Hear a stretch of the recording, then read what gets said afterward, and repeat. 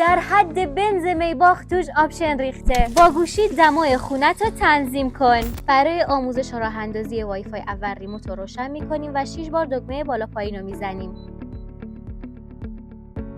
تا حروف FF رو روی نمایشگر ببینیم. قدم بعدی برنامه اسمارت لایف رو روی گوشیتون نصب میکنین و قدم سوم وقتی که وارد برنامه شدید آیکون به اضافه رو میزنیم و اد دیوایس ساب میکنیم که برنامه رو پیدا کنه.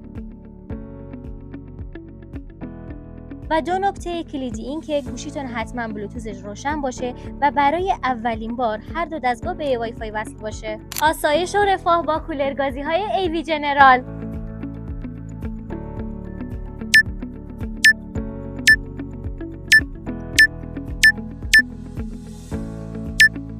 و نکته آخر آموزش متنی و QR کد اپلیکیشن داخل دفترچه راهنما هستش.